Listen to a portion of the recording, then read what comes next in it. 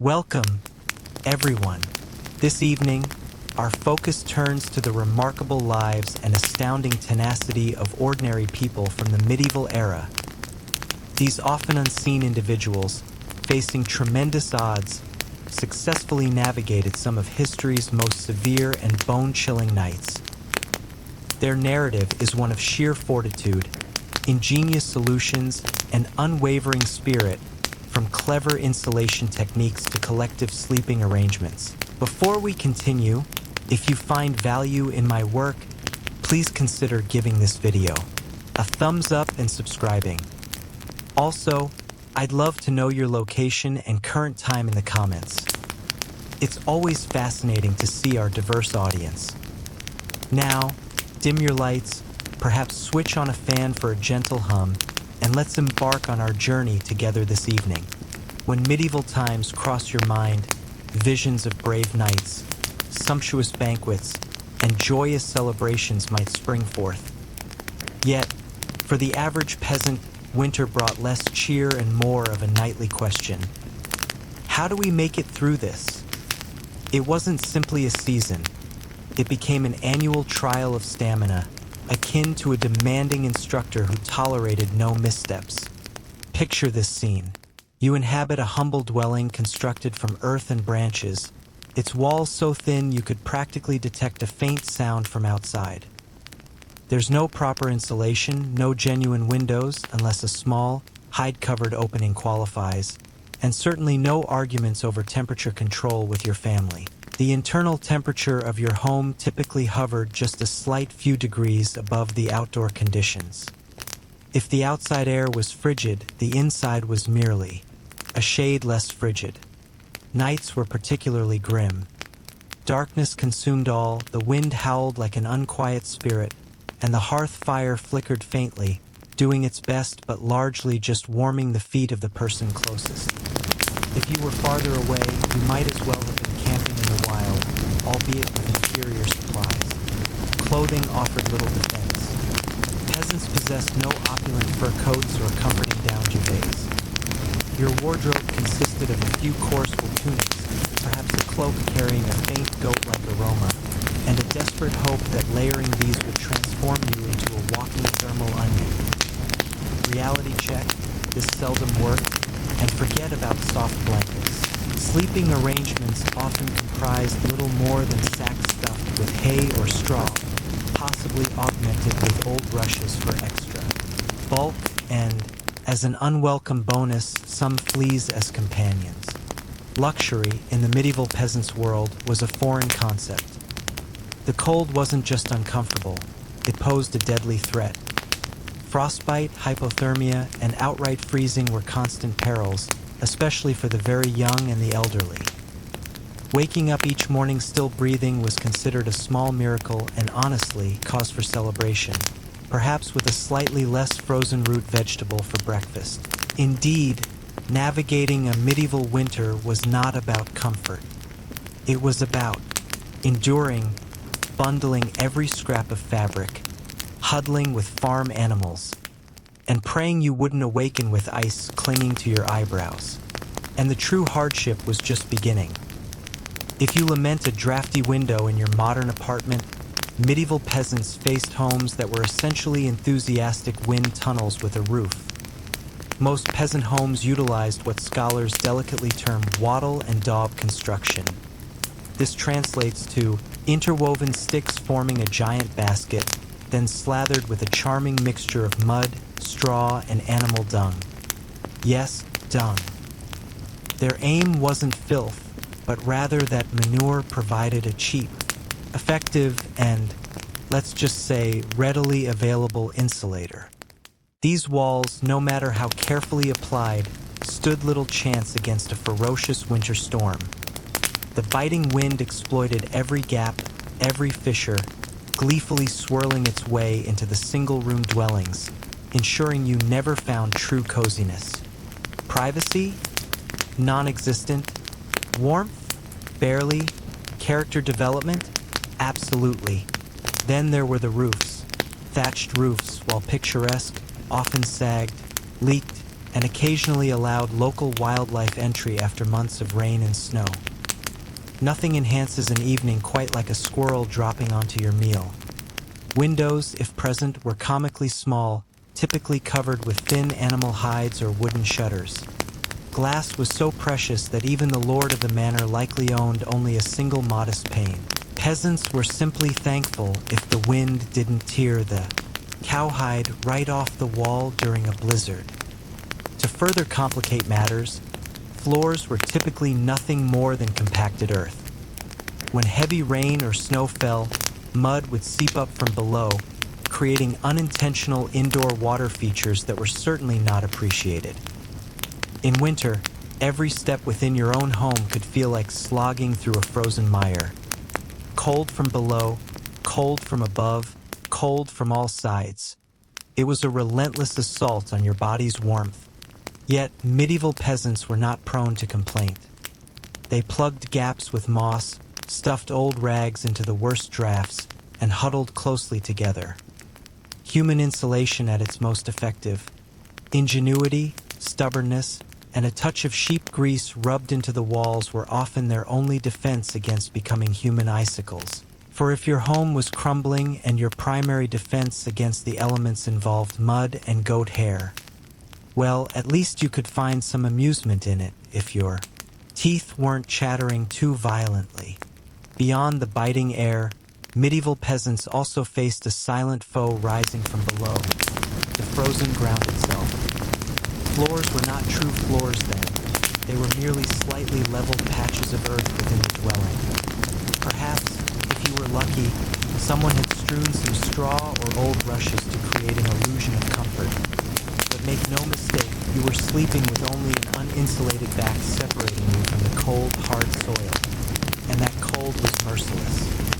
It permeated the earth like a malevolent spirit, seeping into the straw, then your very bones, and ultimately your innermost being.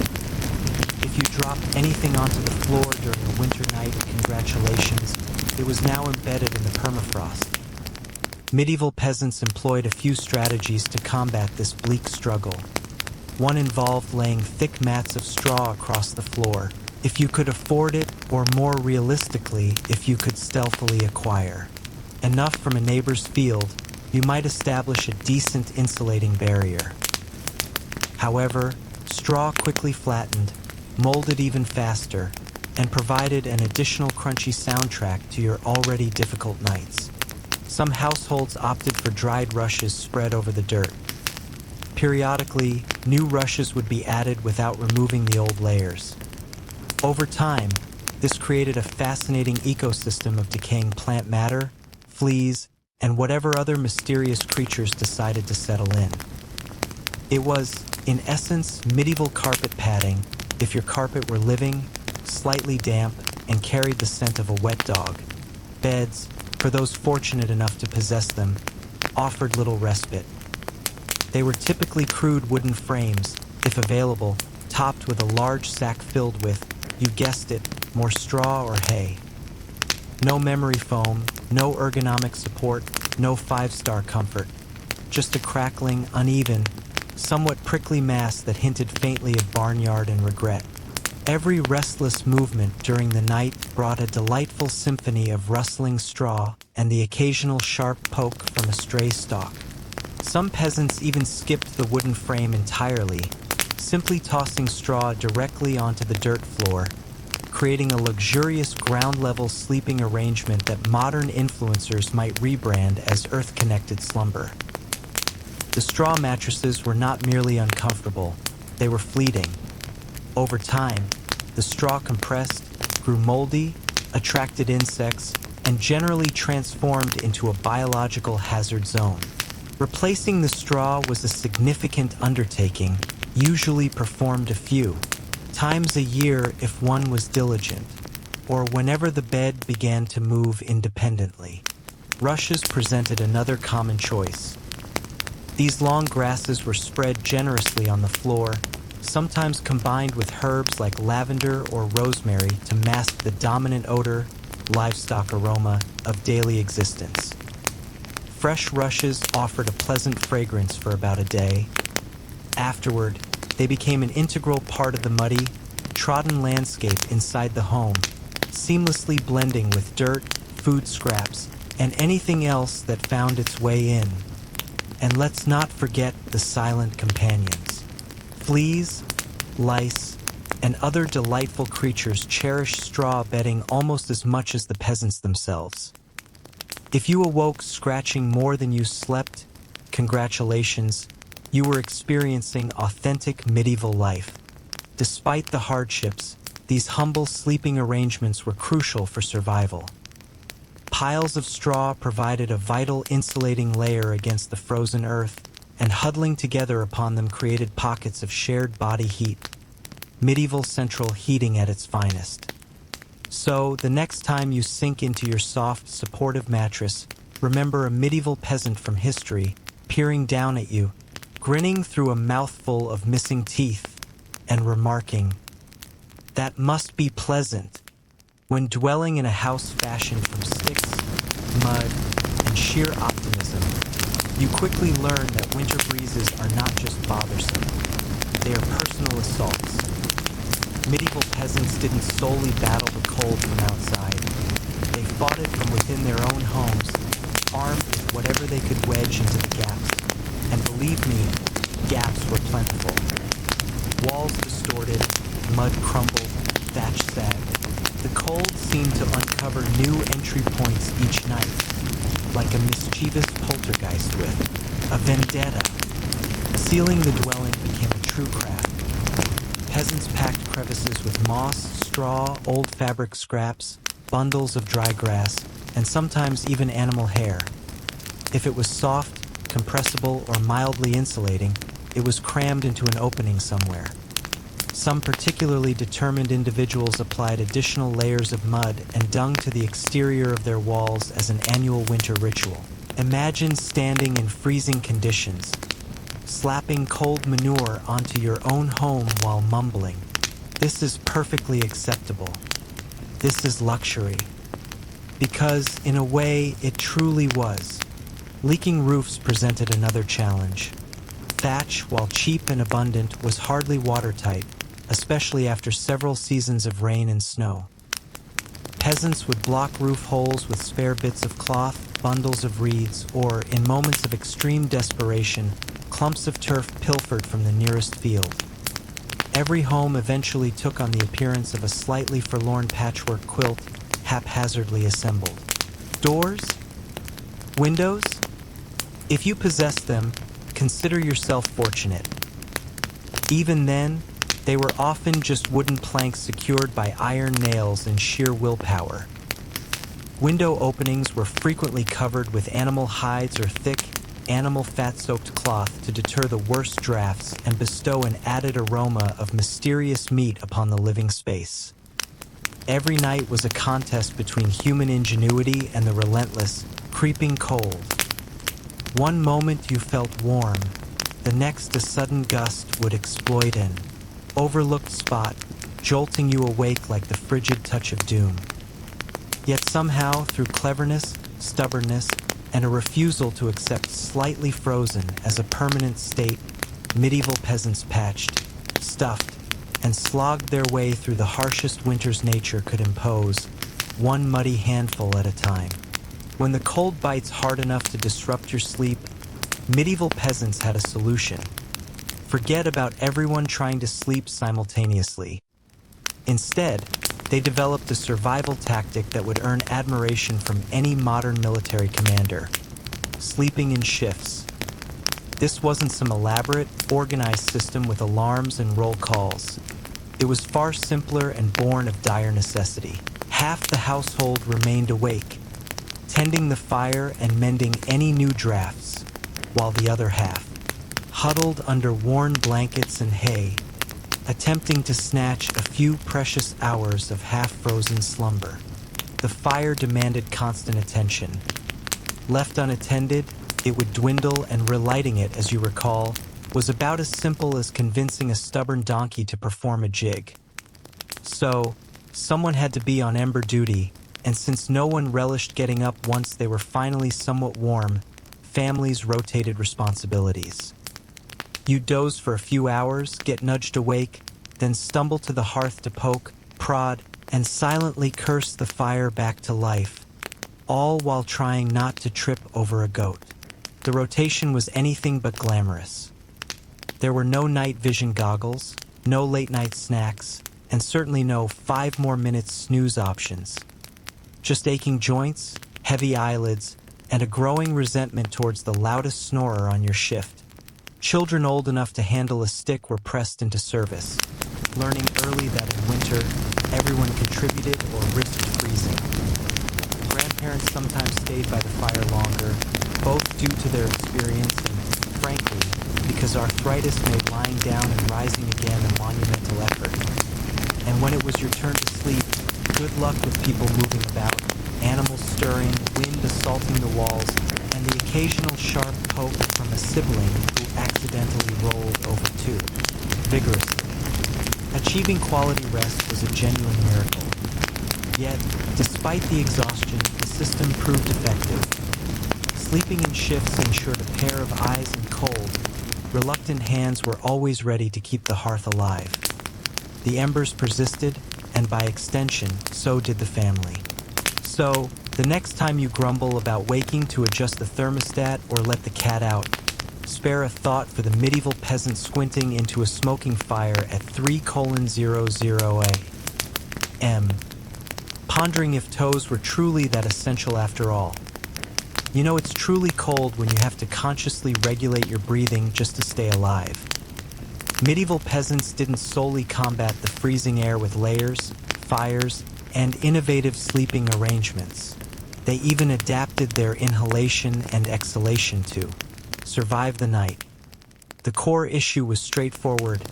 Deep, open-mouthed breaths drew frigid air directly into their lungs.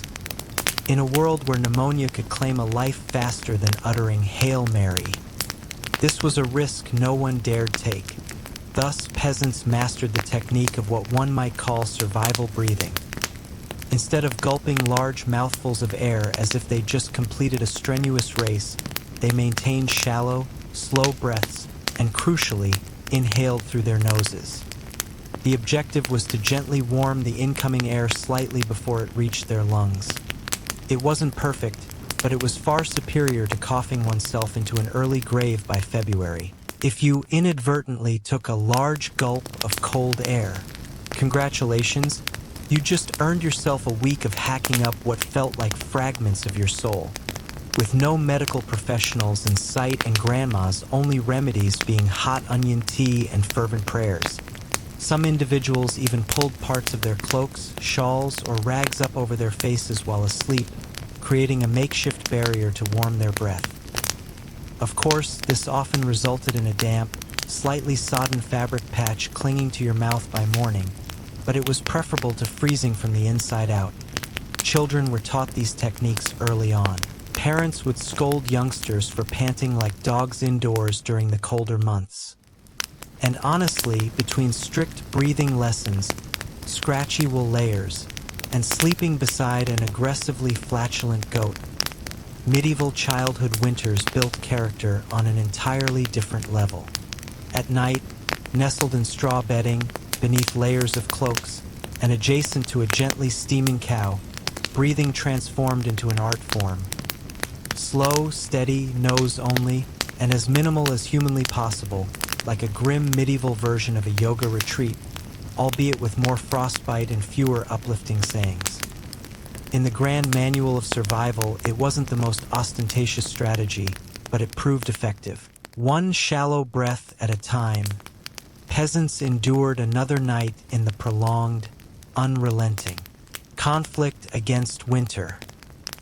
In the perpetual struggle against medieval winter, peasants discovered an unlikely secret weapon, a full stomach. It turns out one of the most effective ways to ward off the cold wasn't another ruffle cloak. It was consuming something substantial and satisfying just before retiring for the night. Calories directly translated to warmth. The more your body had to process, the more internal heat it generated performing that task. It's fundamental medieval thermodynamics.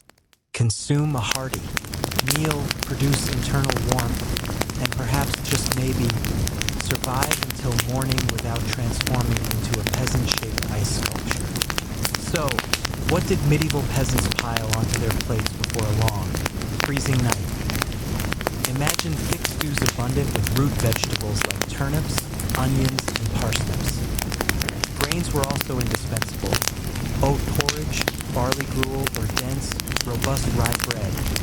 If you were particularly fortunate, perhaps after a village celebration or a successful animal slaughter, you might even receive a chunk of salted pork or a slice of dried sausage added to the pot. This was not comfort food in the contemporary sense. No elegant presentation, no gourmet garnishes. It was a single, immense, vaguely brown meal designed to settle in your stomach like a benevolent brick, slowly combusting through the night and keeping you marginally warmer. It wasn't merely about consuming a large quantity. It was about eating strategically. Foods that required longer to digest provided a slow, consistent release of warmth. Fatty provisions were especially valued, not just for their energy contribution, but because fat burns more slowly than lean meat. A belly full of stew, bread, and a generous, perhaps questionable amount of lard, the epitome of medieval winter luxury. Parents ensured even the fussiest children ate their fill. No one cared. If young Thomas disliked turnips, you ate the turnips or you shivered through the night, regretting their absence. Harsh but effective parenting, medieval style. Naturally, heavy evening meals carried their own set of consequences. You might be warmer, but you also risked a night of vivid, unsettling dreams, fueled by a stomach valiantly attempting to process an entire field's worth of cabbages. Was it worth the trade-off? Absolutely. Because ultimately, peasants weren't striving for a Michelin star culinary experience. They were striving for survival. And if that meant going to bed full, slightly distended, and breathing softly through your nose, next to a gently steaming cow, well, that was just another night in the enduring quest to witness a new frosty sunrise. Long before the advent of electric blankets and luxurious heated mattress pads, medieval peasants needed to innovate if they desired a bit of extra warmth at bedtime. And so, the unassuming haybox and the ever-so-glamorous heated stone emerged as winter's unsung champions. Let's start with the haybox. It sounds rudimentary, and it certainly was, but the underlying principle was pure genius. Peasants would take a sturdy wooden container, line it generously with hay, and use it to hold previously cooked food, keeping it warm for several hours. Leftover stew, hot porridge, simply place it in the haybox, cover it, and it would remain warm enough for a late-night bite without the need to risk rekindling the fire. Essentially, these were medieval slow cookers. However, peasants didn't limit this application to food alone. They realized that if hay could retain the warmth from a cooking pot, it could also trap heat from something even better, rocks. This marked the arrival of the heated stone. Before preparing for sleep, someone, likely the unfortunate child who lost the family argument, would grab a flat stone and place it directly into the heart of the hearth fire. After roasting it until it was almost too hot to handle, a delicate balance between beneficial warmth and a third-degree burn, they would retrieve it using a stick or crude tongs. The stone, still radiating comforting warmth, would then be carefully wrapped in old rags, tucked inside a piece of cloth, or placed within a clay pot, and finally slipped under the hay in the mattress or at the foot of the sleeping area. A medieval heating pad, ready to wage war against the frozen ground. Of course, hazards were present. If the stone wasn't wrapped adequately, congratulations, you now faced a small, localized dwelling fire. And if you dropped it on your foot, well, let's just say winter injuries weren't always caused by slipping on ice. But when executed correctly, that stone delivered precious, soothing warmth that could persist for hours. It wasn't opulent, yet within a partially frozen dwelling, luxury meant avoiding the morning sight of icicles clinging to your nose. In the vast arsenal of medieval winter survival, a heated rock nestled in some hay might not sound glamorous, but for peasants desperate for any warmth, it truly was a small miracle. Within a medieval peasant's home, the hearth was more than just a cooking area. It was practically considered a family member. A capricious, smoky, occasionally uncooperative family member, to be sure, but nonetheless utterly vital for survival, especially when sleep beckoned. Proximity to the fire significantly increased your chances of waking up unfrozen. This implied that sleeping arrangements were less about individual comfort and more about strategic placement. Infants, the elderly, and any ill or frail individuals received priority access to the warmest spots. Parents, older children, and more robust adults spread out from there, acting as living insulation layers. Being assigned a place near the fire wasn't just an act of kindness. It was fundamental survival mathematics. Babies served as delicate heat generators, while elders were invaluable repositories of family lore and, frankly, the most interesting gossip.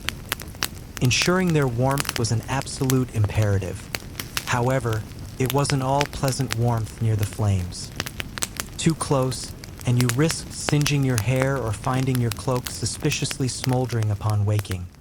Too far, and you were essentially camping in a freezer. It was a delicate maneuver.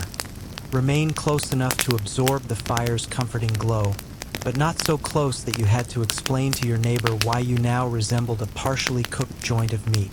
The fire also distributed heat unevenly. It primarily roasted those directly in front of it, while everyone else vied for the narrow cone of warmth like cold lizards jostling for a sunbeam.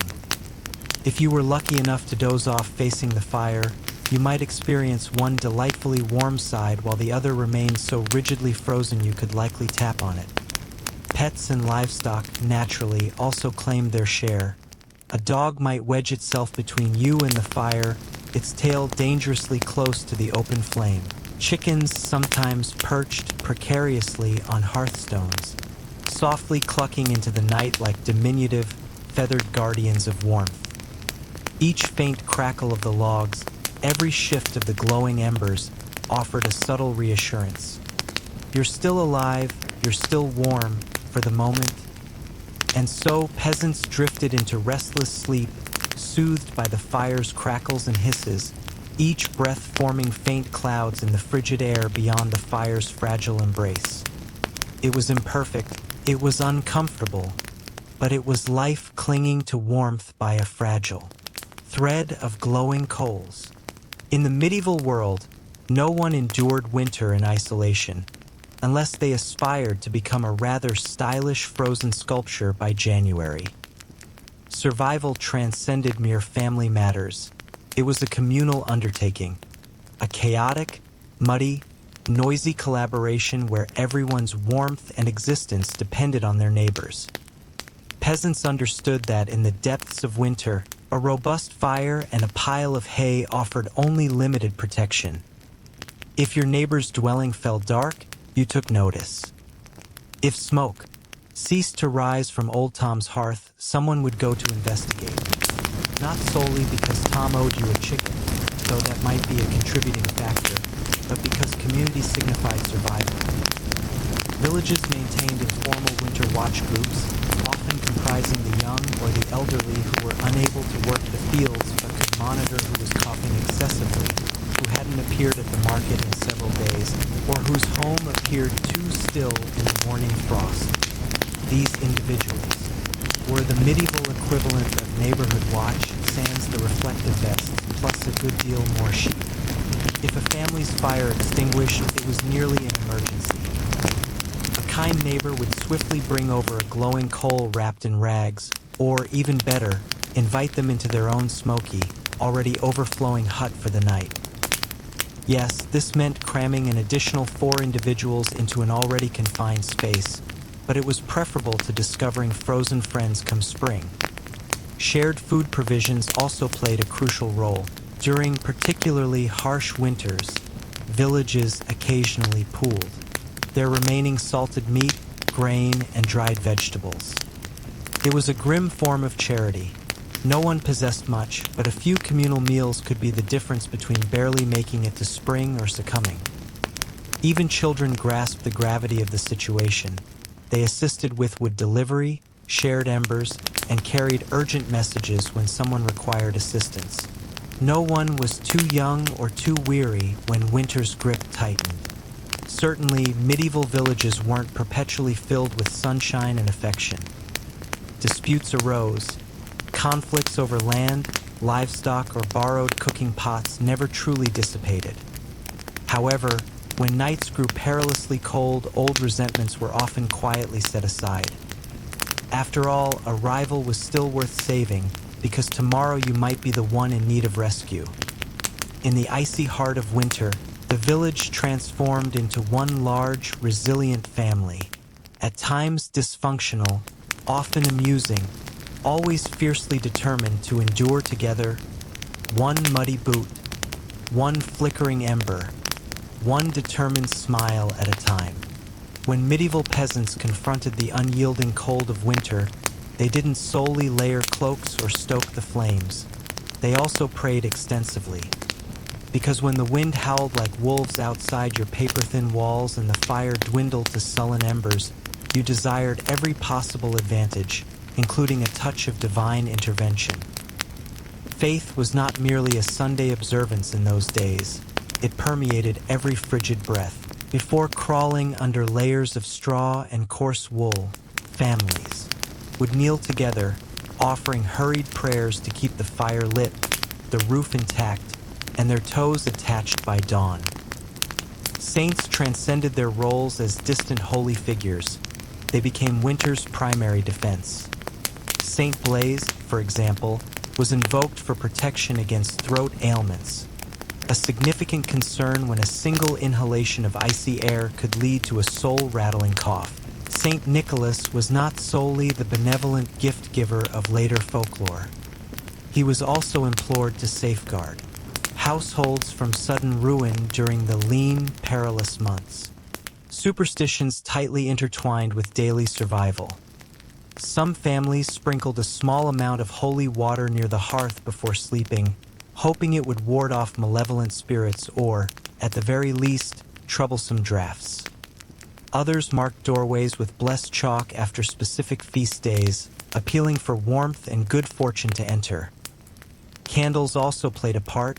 Special vigil candles, often sanctified by the local priest or the village's most devout elder woman, were sometimes kept, lit throughout the night, a flickering entreaty against the cold darkness clawing at the walls. And of course, no earnest winter prayer session was complete without a few promises. Dear Lord, if you just see us through this night, I promise I'll be kinder to my neighbor, even the one who consistently pilfers our turnips. Faith was not an abstract comfort. It was a daily, urgent dialogue. Peasants were not seeking luxury, merely survival. A little warmth, a little sustenance, and one more day. Persevere until spring broke winter's frozen stranglehold on their small villages. It was simple, raw hope whispered into the smoky rafters, woven into breathless prayers, and tucked beneath itchy blankets that somehow sustained them through winter's endless, merciless nights. Despite all the resourcefulness, prayers, and sheer stubbornness medieval peasants employed against winter, the chilling reality was, sometimes it wasn't enough. And when winter prevailed, it didn't just claim a few unfortunate individuals. It obliterated entire families, whole villages, consigning them to silence beneath a heavy shroud of snow and ice. Some winters were exceptionally cruel, like the infamous Great Famine Winter of 1315, when relentless rains ruined crops, livestock perished from starvation, and freezing temperatures transformed an already harsh existence into a slow, agonizing catastrophe.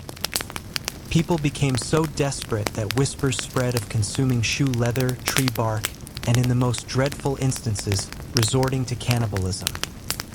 Failure to sustain the fire was not merely an inconvenience. It often constituted a death sentence. Without the hearth's meager warmth, families huddled together for the very last time.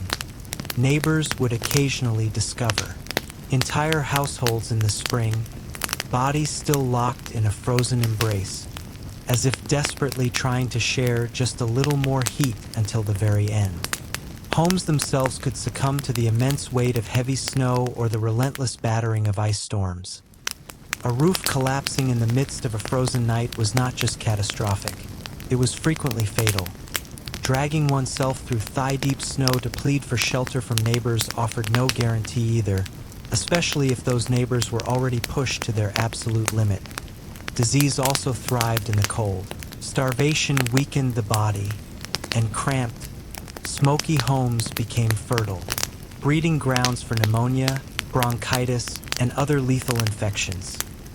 A simple cough in December could easily signify a funeral by January. And then there was the quiet horror, frostbite. Fingers, toes, and even ears would blacken and perish while still attached to their owners. Some villagers survived winters at the cost of their limbs, a grim mark of endurance that declared, "I made it through, but winter claimed a part of me." Yet, what is most unsettling isn't solely the death. It's eerie ordinariness. People accepted that each winter, some among them would not witness the thaw. Death was not unexpected. It was simply another visitor at the door, cloaked in frost, awaiting its turn. Even amidst the bitter cold and constant peril, medieval peasants persevered, unyielding, grieving, clutching to life, because as long as one ember remained in the hearth, one breath lingered in the frozen air, there was still a battle worth waging. When we reflect upon medieval peasants, those mud-caked, frost-bitten survivors of endless winters, it's tempting to perceive only their struggles. The chapped hands, the frozen feet, the smoke-filled dwellings. But hidden beneath all that hardship lies something far more potent, a legacy of raw, indomitable ingenuity and unyielding stamina. They lacked central heating, insulated jackets, or plush memory foam mattresses. They didn't even possess the comfort of assuming they would survive until spring. But what they did possess, and what they bequeathed, was the blueprint for resilience. Every hay-stuffed sleeping mat, every carefully banked fire, every moss-filled wall gap served as a testament to human creativity under duress. Faced with insurmountable odds, they did not succumb to despair. They adapted.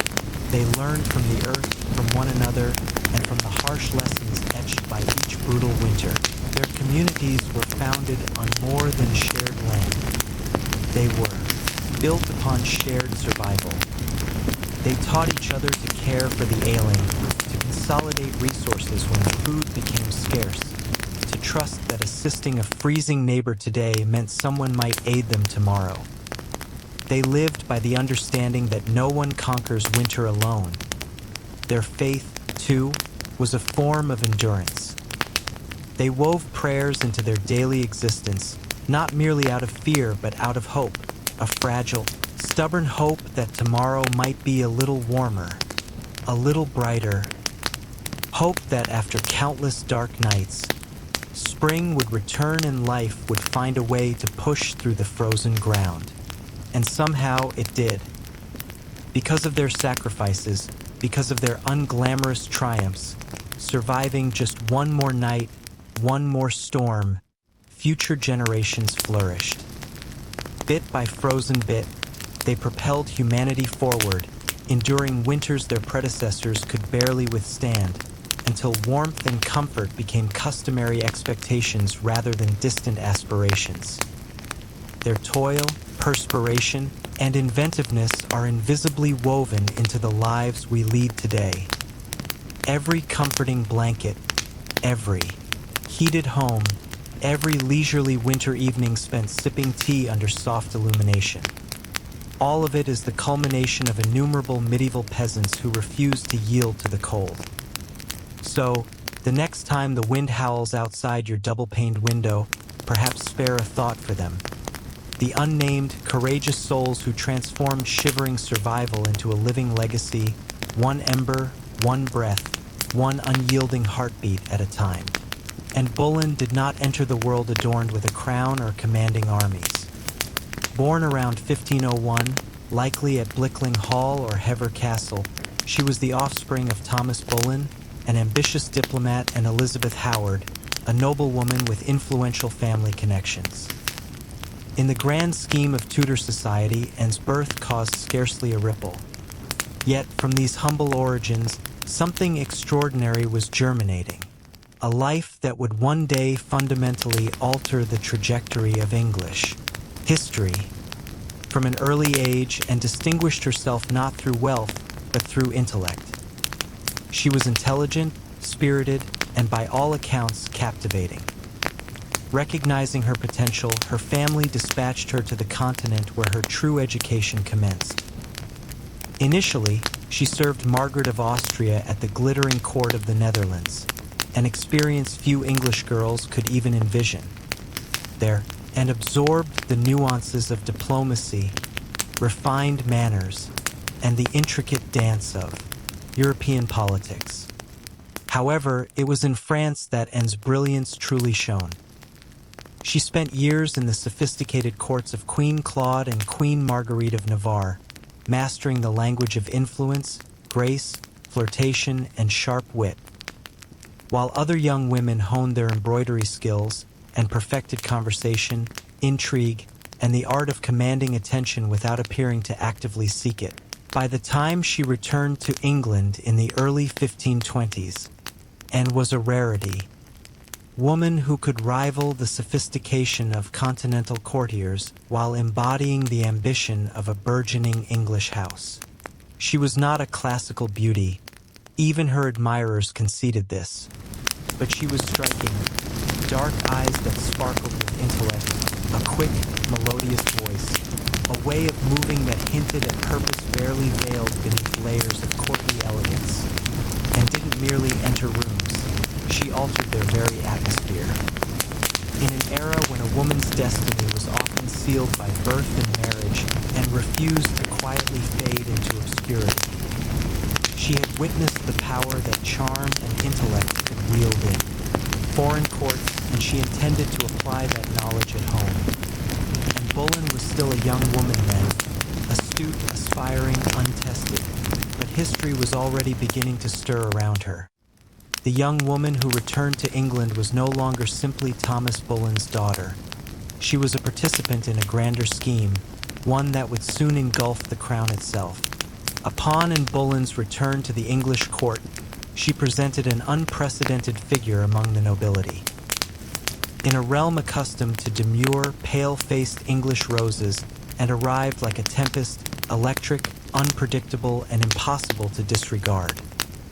Her dark hair, piercing eyes, and swift, keen wit distinguished her from the gentle, compliant ladies who populated King Henry VIII's court. Initially, she fulfilled her expected role as a maid of honor to Queen Catherine of Aragon. Yet, even in the Queen's shadow, Anne's presence flickered like an uncontainable flame. She danced with grace, conversed in French effortlessly, and laughed with a self-assurance few women dared to exhibit. Men observed, women gossiped, and the court quietly murmured about the captivating Bullen girl. It was not long before she attracted the most perilous attention of all, that of the king himself. Henry VIII was no stranger to romantic pursuits. His court was a realm of whispered promises and clandestine affairs. But Anne was different. She did not swoon at his compliments or readily surrender to his advances as so many others had. She playfully provoked, she challenged, she resisted. Henry, a man accustomed to instant adoration, found himself captivated. The more Anne maintained her distance, the more deeply he became enamored. Letters exchanged between them were filled with declarations of affection, frustration, and yearning.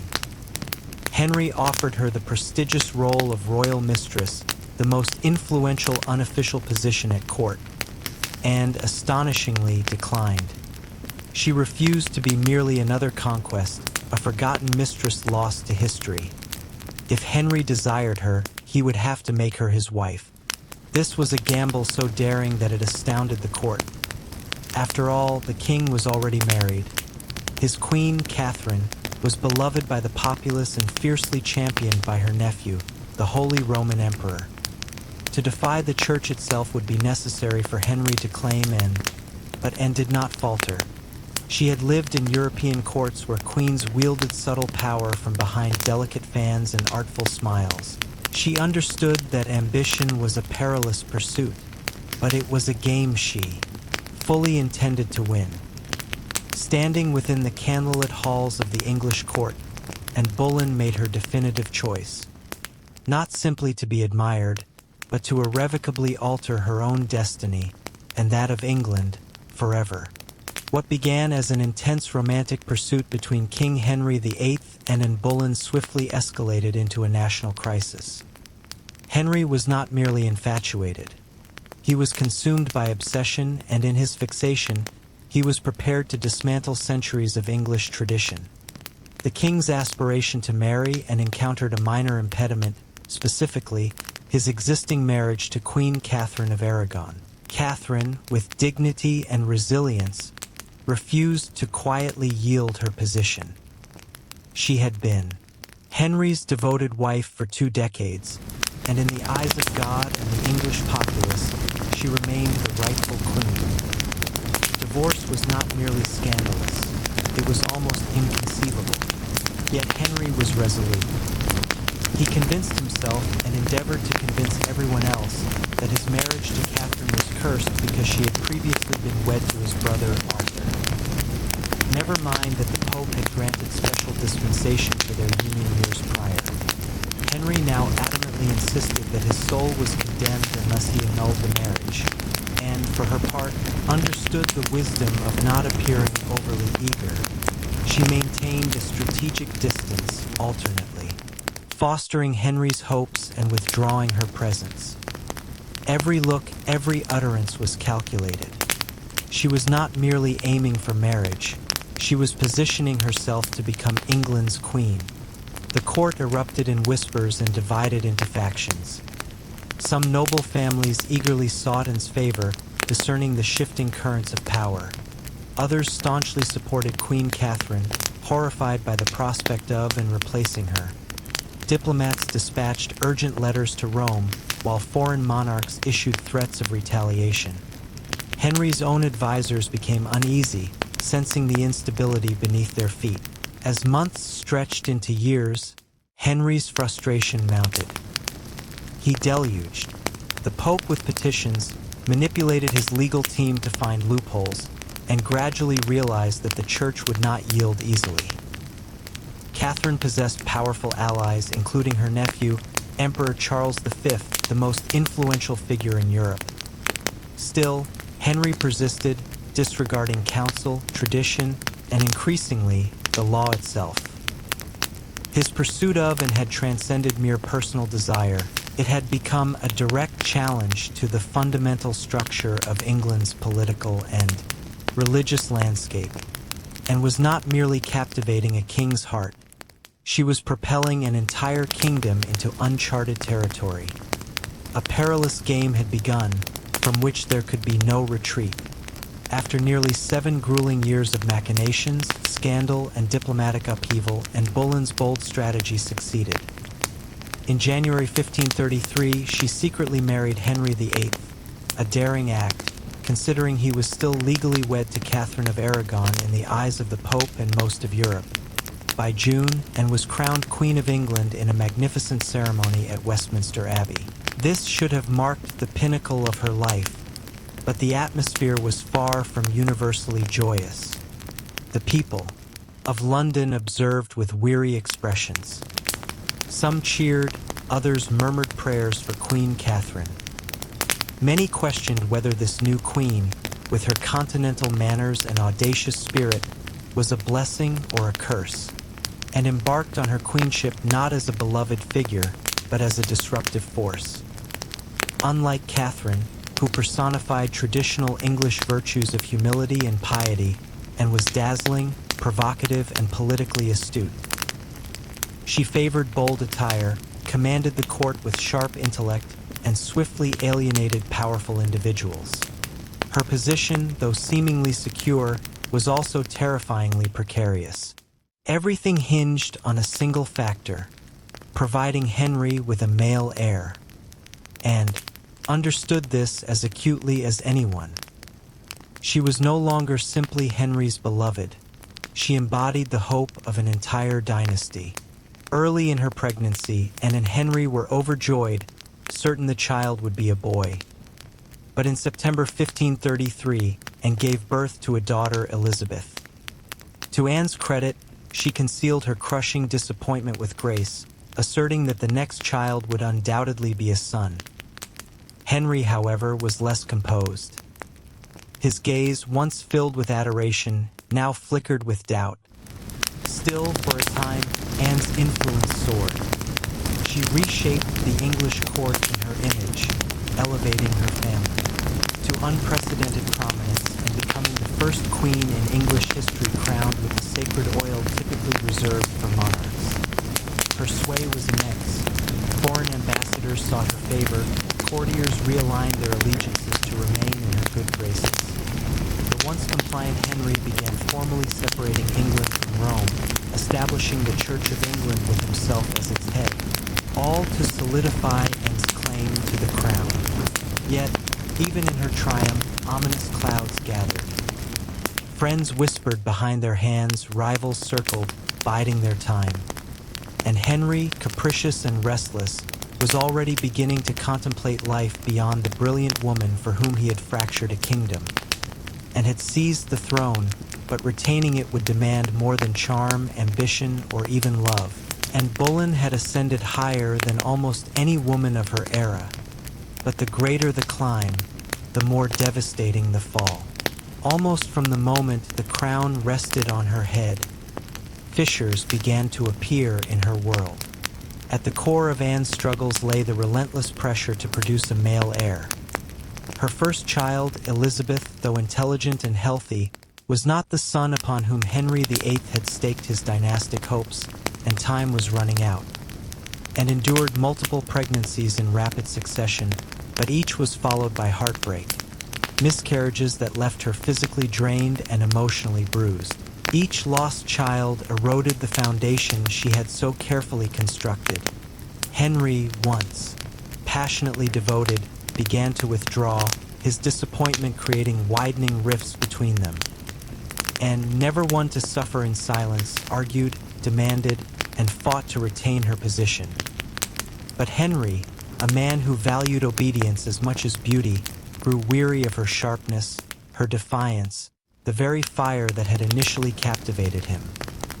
Outside the royal chambers, adversaries converged like predators. Many nobles who had grudgingly tolerated Anne's ascent now openly plotted her downfall. Supporters of Catherine of Aragon never forgave and for what they perceived as usurpation and sacrilege. Even commoners whispered against her, denouncing her as the great whore, blaming her for the schism with Rome and the subsequent heavy-handed reforms. And then came Jane Seymour, reserved, modest, everything and was not. Jane captured Henry's wandering attention just as Anne's influence began to wane. Where Anne had dazzled him with brilliance and defiance, Jane offered comforting compliance. This was a perilous shift, and Anne, perceptive as ever, recognized its progression. She attempted to reclaim her standing, lavishing attention on Henry, promising more sons, pleading for patience. But the king, ever fickle, was already envisioning a life without the woman for whom he had once fractured a kingdom. Anne's political foes, including Thomas Cromwell, once her ally, sensed the changing tide. They began to lay the groundwork for a campaign of destruction, quietly amassing accusations, rumors, and witnesses. The woman who had so masterfully played the dangerous game of ambition was now losing ground, and had secured her crown through cunning and courage, but in the brutal, shifting world of Henry's court, past triumphs held little weight. Only fresh success mattered, and Anne's adversaries were sharpening their blades. The queen who had disrupted a kingdom would soon discover how swiftly a kingdom could destroy her. And Bullen's adversaries did not assault her with armies or weaponry. They approached with hushed words, concealed truths, and meticulously crafted falsehoods. In the inner circles of the court, treachery was brewing, quiet, patient, lethal. Thomas Cromwell, once and staunchest ally in the English Reformation, had turned against her. Their alliance had been forged for mutual ambition, but now their interests collided, and sought reforms to aid the impoverished and curtail the power of avaricious nobles. Cromwell desired stability, the king's favor, and no interference. Anne's audacity had rendered her dangerous, and in Henry's capricious heart, love had festered into annoyance, suspicion, and cold indifference, and possessed few genuine allies remaining. Even her charm, once her most potent weapon, now grated against the court's yearning for a more gentle, pliant queen. And Jane Seymour, demure and calculating, awaited just out of sight, the perfect antithesis to Anne's fading brilliance. It was Cromwell who made the first move, understanding Henry's restlessness, knowing that the king desired an escape but lacked a convenient pretext. Cromwell presented a solution. What if Anne could be removed? Not by divorce, which would humiliate Henry, but by disgrace. The accusations were outrageous, even monstrous. Adultery with multiple men, including her own brother, George Bullen, high treason, conspiracy against the king, and the proud, brilliant queen was portrayed as a betrayer, a seductress, a threat to the very crown she had once redefined. Cromwell meticulously gathered evidence, coercing confessions through torture, twisting innocent courtly flirtations into damning testimony. Several men, including Anne's own brother, George Bullen, were apprehended. The charges made little sense. They were rife with inconsistencies and impossibilities. But in Henry's court, truth was whatever the king willed it to be, and, sensing the tightening snare, fought desperately. She appealed to Henry's memory, to the love they had once shared. But it was futile. The man who had once shattered England for her now refused to meet her gaze. In May 1536, Anne was arrested and conveyed to the Tower of London. As the formidable gate clanged shut, behind her, she comprehended the stark reality. She was no longer a queen. She was a prisoner, a pawn ensnared in the brutal game she had once played with such mastery. Betrayal had sealed her fate, and now alone in the tower, and Bullen awaited the final maneuver. And Bullen stood within the great hall of the Tower of London, facing a tribunal of nobles, many of whom owed their very titles and wealth to her assent. Now they sat in judgment, impassive and vigilant, prepared to obliterate the woman who had once reshaped England's destiny. The accusations against her were astonishing. Adultery with numerous men, including her own brother, George Bullen, high treason, conspiracy against the king. In another time, such charges against a queen would have been inconceivable. But here, in this moment, they were mere spectacle. A grim performance designed to grant Henry VIII precisely what he desired. Anne's demise cloaked in a thin veil of legality, and defended herself with the same fire that had once captivated Henry's heart. She refuted every accusation with intelligence, precision, and an unwavering composure that astonished even her adversaries. She reminded them that she had been crowned with sacred oil, chosen by God and anointed as Queen of England. She reminded them of her fidelity, her sacrifices, her affection, but it was all in vain. The verdict had been predetermined long before Anne entered the courtroom. The trial was a theatrical display for the court and the populace, a public unraveling of a once formidable woman.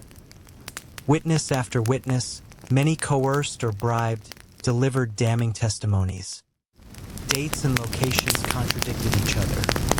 Evidence was tenuous when it existed at all. But truth was now irrelevant and was found guilty. Her brother George and the other men accused alongside her were also condemned to death and would be executed by beheading, a more merciful sentence compared to the customary traitor's death of hanging, drawing, and quartering. When the verdict was pronounced and did not falter, she stood tall, her face pale but her spirit fiercely unbroken. In those final moments before being escorted back to her cell, she spoke clearly, declaring her readiness to die and praying that God would have mercy on her soul. As the heavy doors of the hall closed behind her, the court exhaled in relief.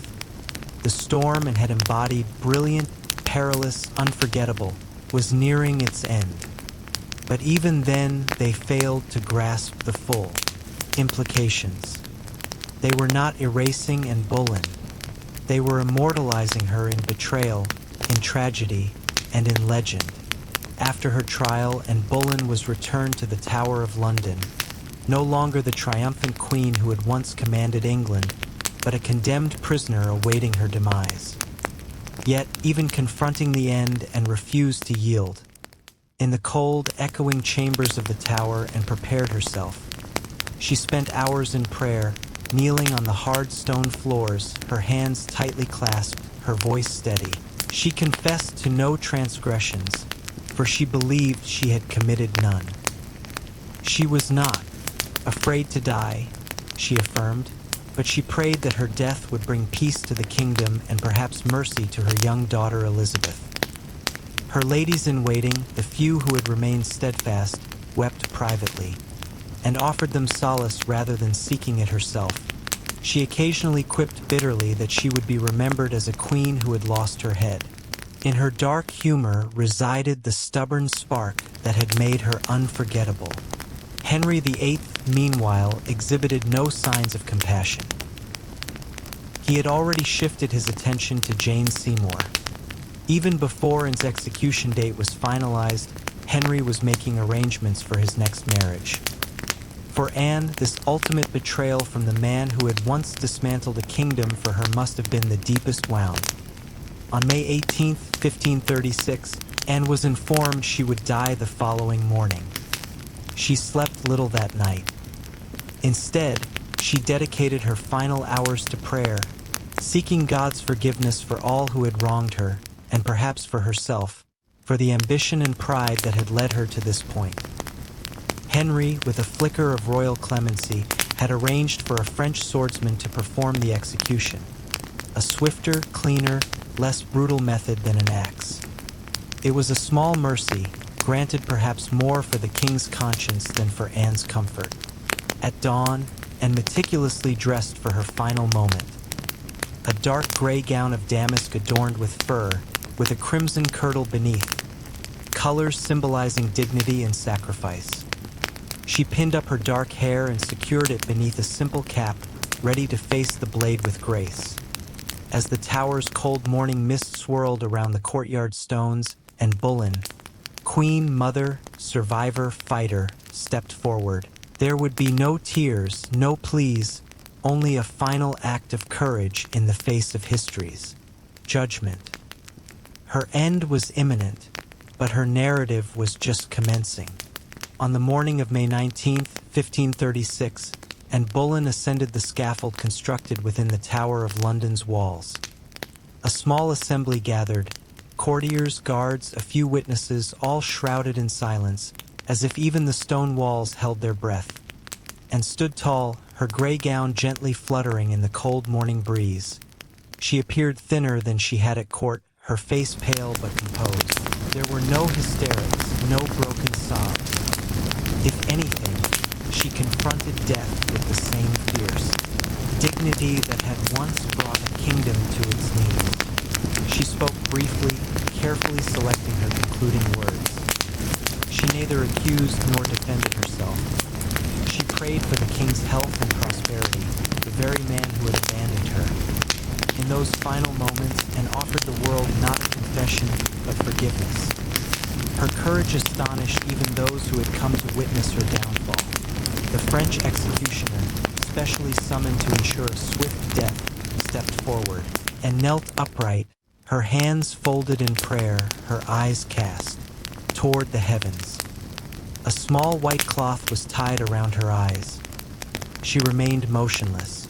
The sword flashed once, silent, swift, and in Bullen, queen, mother, history maker, ceased to be.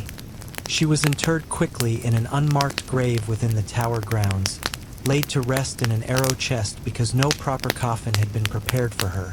A queen once crowned in gold now left to vanish without ceremony. Yet, Anne's story did not conclude in that cold grave.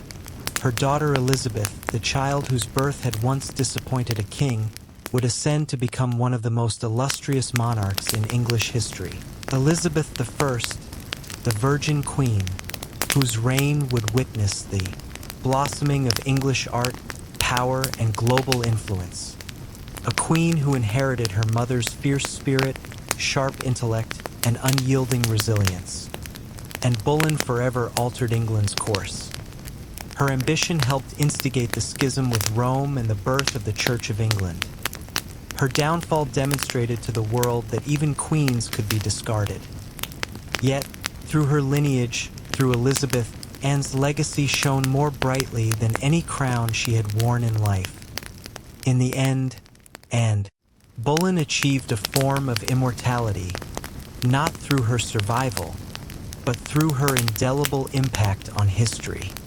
By the early 1770s, the American colonies were seething like a pot left simmering too long over an intense fire. The relationship with Britain, once cherished as the proud mother country, had devolved into bitterness, suspicion, and mounting fury. The unrest had not originated with tea. Years earlier, the Stamp Act had incensed colonists by imposing levies on everything from newspapers to playing cards. This was succeeded by the Townshend Acts, which taxed essential goods like paper, glass, and paint. Each new statute enacted thousands of miles away by a parliament in which the colonists had no representation was akin to another ember igniting dry underbrush. Initially, the indignation manifested in courteous petitions and fervent pamphlets. Colonial assemblies drafted formal protests. Merchants organized boycotts. Writers such as Samuel Adams and John Dickinson filled newspapers with passionate arguments concerning liberty and rights. But as time wore on, frustration deepened into something more ominous. A gradual realization that Britain was not listening. Worse, Britain did not care. Many colonists clung to the hope that if they simply voiced enough opposition, if they merely reasoned forcefully enough, Parliament would repeal the taxes. And occasionally they did. The Stamp Act was famously revoked following vehement colonial protest. Yet every minor triumph was followed by fresh legislation, new taxes, new affronts. It was not about the monetary sums. It never truly was. The taxes themselves were modest by British standards. What incensed the colonists was the fundamental principle. They were being taxed without their consent, treated as mere subjects rather than citizens, governed as distant possessions rather than equal partners. Boston, more than any other urban center, emerged as the focal point of colonial opposition. The Sons of Liberty, a clandestine and fervent group of freedom advocates, grew increasingly vocal and audacious. In 1770, tensions escalated into bloodshed when British troops discharged firearms into an assembly of unarmed citizens, an event subsequently termed the Boston Massacre. Pavement had already been stained with blood. Trust had dissipated entirely. By 1773, the colonies hovered on the brink. A final provocation would propel them into outright defiance, and it arrived not in the guise of soldiers, new legislation, or military forces, but in the inconspicuous, seemingly innocuous form of crates filled with tea. The colonists were yet unaware, but on the evening that tea floated in Boston Harbor's frigid waters, the world would undergo an irreversible transformation. In 1773, Parliament made a critical strategic error. Presuming the American colonies would meekly embrace more affordable tea, They enacted the Tea Act, legislation intended to rescue the struggling British East India Company and, by extension, reassert Britain's prerogative to tax the colonies. On paper, it appeared to be a favorable arrangement. The Tea Act authorized the company to sell tea directly to the colonies, eliminating intermediaries, reducing costs, and offering a luxury commodity at a discount, merely a few pence cheaper. What could possibly go awry? Everything. Because the crux of the issue was not the tea's price, but the underlying principle it represented. The Tea Act preserved the despised tea tax unequivocally. Accepting the tea, even at a reduced rate, would signify an acknowledgement of Parliament's right to impose taxes on the colonies without their consent. To numerous Americans, this was an unacceptable concession, a forfeiture of the freedoms they had strived to safeguard for over a decade. News of the Tea Act disseminated rapidly throughout the colonies. Merchants expressed fury. They perceived their livelihoods jeopardized by a monopoly that threatened to cripple local commerce. Patriots raged at the concealed implication. The Crown still believed it could act with impunity. In Boston, the response was particularly vehement.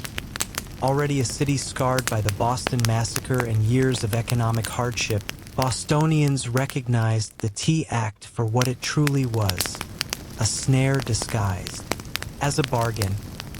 Rejecting the tea became a point of honor, a crucial test of allegiance to the cause of liberty. Public assemblies swelled, newspaper columns blazed with fervent rhetoric. Organizations like the Sons of Liberty, led by Samuel Adams and others, coordinated boycotts, pledging that no East India Company tea would be unloaded, sold, or consumed on American soil. Across the colonies, vessels laden with the contentious tea were repelled by local opposition in ports from New York to Charleston. The message was unambiguous: we will not be coerced. But in Boston, destiny took a divergent turn.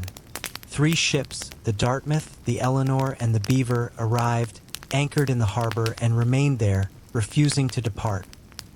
Royal officials insisted the tea be unloaded. The colonists refused.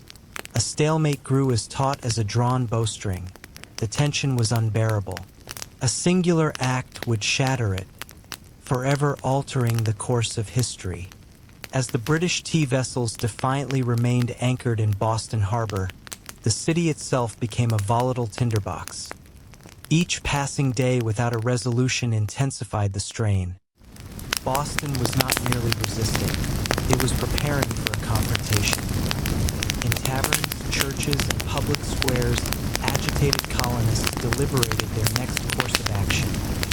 The Sons of Liberty, driven by impassioned figures such as Samuel Adams, John Hancock, and Paul Revere, acted swiftly to orchestrate resistance.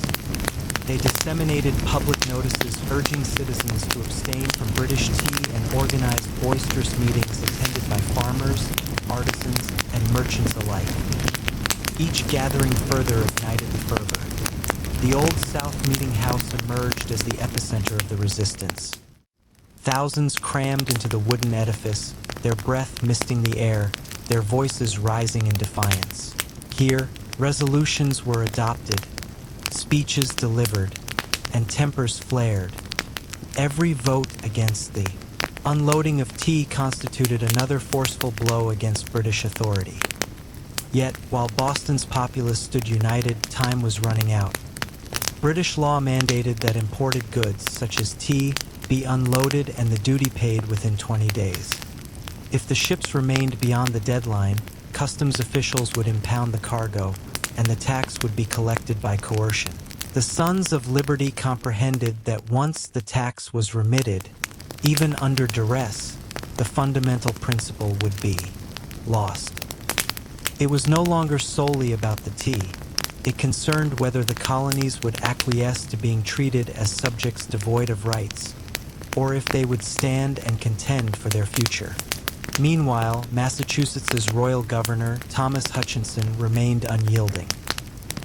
He forbade the tea ships from departing without discharging their cargo, insisting that the law be observed, colonial indignation notwithstanding.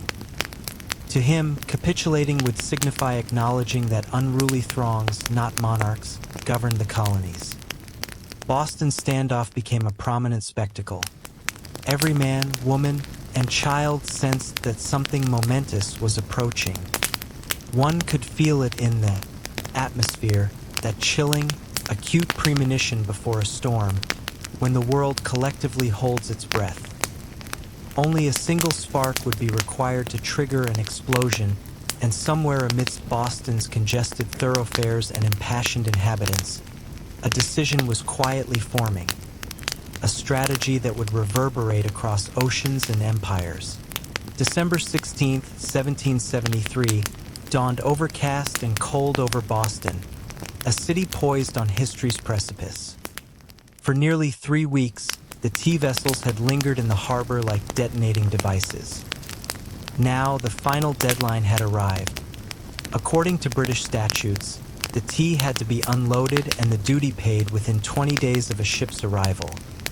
If not, customs officials could impound the cargo, and British forces could be summoned to enforce the legislation. Everyone understood the stakes. If the tea reached shore, the principal was forfeited. If the colonists permitted it even once, their cause, their assertion of rights and liberty would unravel. That morning, thousands of Bostonians and neighboring colonists filled the Old South Meeting House, the town's largest structure.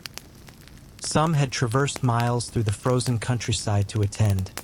The meeting was so densely packed that men overflowed into the streets, straining to discern the fervent speeches reverberating through the halls. Samuel Adams, the unwavering voice of rebellion, presided over the assembly. Speaker after speaker rose to condemn the Tea Act, to decry tyranny, to urge immediate action. But even amidst the defiance, uncertainty pervaded. What could be done without precipitating outright conflict? How could they obstruct the tea without opening the floodgates to brutal reprisal? As the afternoon progressed, riders arrived with somber tidings. Governor Thomas Hutchinson remained inflexible. The ships would not be permitted to depart without unloading. The tea would be confiscated, the tax collected, the king's law enforced. The throng hummed with indignation. The meeting house walls seemed to tremble from its intensity. Yet Samuel Adams stood composed and uttered the words that signaled the conclusion of debate. This meeting can do nothing more to save the country. A simple statement, yet its meaning was clear to all. There would be no further petitions, no more compromises. Action would be taken. Outside, a war cry pierced the deepening gloom. The signal. Men swiftly disguised themselves, smearing soot on their visages, donning blankets and feathers in rudimentary imitation of Mohawk warriors. It was not intended to deceive. It was about forging a symbol, a message that no one could misinterpret. The deadline had elapsed. Boston would respond, not with rhetoric, but with defiance. As twilight deepened over Boston on December 16, 1773, the silent thoroughfares began to stir. Figures moved through the shadows, ordinary men draped in rough blankets, their faces blackened with soot, some adorned with feathers. They were not attempting to convince anyone they were genuine Mohawks. Their disguise was symbolic, an act of shedding their former identities, of adopting a new, fierce persona. By the dozens, they converged on Griffin's Wharf, where the 3 tea ships, the Dartmouth, the Eleanor, and the Beaver, lay at anchor. The harbor water churned cold and dark beneath them, permeated by winter's sharp chill. There was no clamor, no disorderly chaos. This was not a riot. It was a mission executed with calm, ruthless precision. Armed with hatchets and clubs, the disguised colonists swarmed the vessels, overpowering the few remaining crew members. No harm befell the sailors. They were moved aside, silently observing as the operation commenced. Men split, opened the wooden chests with practiced blows, the fragrant aroma of fresh tea pervading the cold night air. Others hoisted the crates overboard, their weighty splashes echoing across the harbor's placid waters.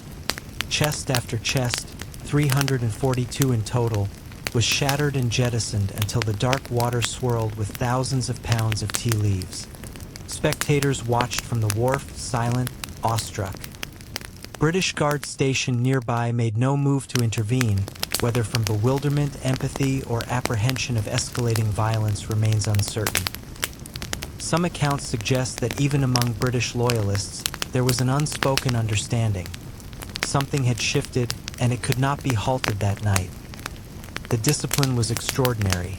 No cargo was pilfered. No one plundered the ships for valuables. Only the tea, the detested emblem of British oppression, was targeted. In a town where hunger and hardship were daily realities, the men could easily have transformed the protest into an excuse for pillaging. They did not. When it concluded, the harbor resembled a colossal, swirling cauldron filled with splintered chests and saturated tea leaves. The scent of the sea mingled with the sharp tang of crushed tea, imbuing the night air with a peculiar, poignant aroma. The work was performed in silence. The men disappeared, into the night, vanishing into Boston's alleys and backstreets. They left behind no names, no leaders, no claims to renown, only the unmistakable imprint of revolution. As the last broken crates bobbed in the dark water, Boston stood motionless, almost holding its breath. The Boston Tea Party was not a riot, a brawling incident, or a drunken spectacle. It was something far more exceptional. An act of cold, deliberate defiance executed under the cloak of darkness. The harbor was transformed into a colossal, swirling teapot. Thousands of pounds of East India Company tea floated in vast masses on the water, dyeing it black. Some colonists, inquisitive and defiant, scooped handfuls of soaked leaves from the harbor, only to be admonished by the Sons of Liberty. Patrolling the docks, nothing was to be retrieved. No one would profit from that night's endeavor. This was principle pure and unadulterated. The town awoke the following morning to the pervasive aroma of salty tea lingering in the air. News propagated rapidly, by word of mouth, letters, broadsides.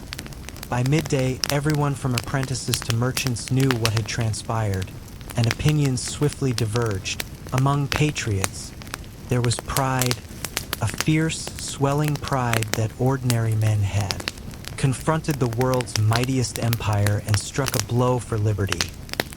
Among loyalists and moderates, there was horror. To them, the destruction of property was reckless, perilous. Had the colonies crossed an irreversible line? Governor Thomas Hutchinson fumed in his mansion, incensed not only by the destruction but by the message it conveyed. If the king's authority could be so brazenly defied in Boston, where else might rebellion ignite? British officials were astonished. They had anticipated protests, boycotts, perhaps another disturbance similar to those that had erupted over the Stamp Act. They had not expected organized, disciplined revolutionaries to calmly destroy tens of thousands of pounds of royal property without even damaging a window. The ship's captains, the Dartmouth, the Eleanor, the Beaver, could only watch helplessly as their cargo vanished beneath the waves. In the official ledgers, that night's loss would be calculated at over 10,000 British pounds, a fortune. But the true loss was not measured in pounds sterling or ruined tea. It was measured in trust, in loyalty, in the fragile illusion that Britain still governed her colonies with consent. The night the tea sank, something profound surfaced, a shared, undeniable truth. The era of peaceful protest was concluding. A reckoning was imminent, and Boston was prepared. When news of the Boston Tea Party traversed the Atlantic and reached London, the response was swift and indignant. To British officials, it was not merely a protest. It was rebellion, an overt, mocking challenge to royal authority that could not be overlooked. King George III, upon receiving the news, was reportedly consumed by cold anger. Parliament, already exasperated by years of colonial insubordination, erupted in outrage. They demanded retribution, not solely for the city of Boston, but as a warning to all the American colonies. The outcome was a series of laws so severe they were quickly dubbed the Intolerable Acts in America. The initial blow landed swiftly, the Boston Port Act. In one brutal stroke, Parliament commanded the closure of Boston's bustling harbor, the city's economic lifeblood, until the destroyed tea was compensated for and order reestablished. Vessels could no longer enter or depart. Commerce ceased. Goods and provisions dried up. Boston, once vibrant and bustling, grew silent, its docks eerily still. But the penalty did not end there. The Massachusetts Government Act deprived the colony of its self-governing prerogatives, placing it firmly under the king's appointed officials. The Administration of Justice Act permitted royal officials accused of offenses to be tried back in Britain, a clear message that British authorities were immune. And to ensure the colonies understood that force was an option, British soldiers were quartered throughout Boston, residing among the very citizens they were intended to subdue. The message was unambiguous. Rebellion would be suppressed. Liberty was a luxury the crown would no longer tolerate. But Parliament's heavy-handedness had an unforeseen consequence. Instead of intimidating the other colonies into submission, it incensed them. News of Boston's plight, of its port closed, its populace suffering under martial law, stirred profound sympathy and righteous anger across America. Wagon loads of provisions and supplies poured into Boston from neighboring colonies. Letters of support, pledges of unity, and clandestine meetings began to draw the once fragmented colonies closer, together. What had been a Massachusetts problem was rapidly evolving into an American one. In punishing Boston, Britain had hoped to make an example of them. Instead, they transformed Boston into a symbol, a rallying cry for resistance. The embers of revolution, once flickering in isolated pockets, now began to blaze from colony to colony, and extinguishing them would prove exceedingly difficult. The chastisement of Boston sent shockwaves far beyond Massachusetts's rocky shores. Across the 13 colonies, outrage transformed into something far more perilous for Britain: solidarity.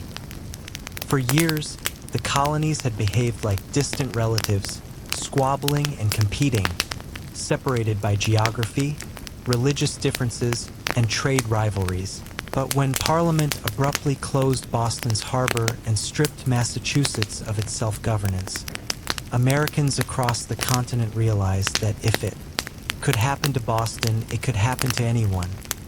From Virginia to Pennsylvania, South Carolina to New Hampshire, the response was immediate. Colonists dispatched wagons laden with food, provisions, and letters of solidarity to Boston's suffering inhabitants. Town meetings buzzed with indignation. Newspaper printers toiled day and night to disseminate the news. The struggle was no longer Boston's alone.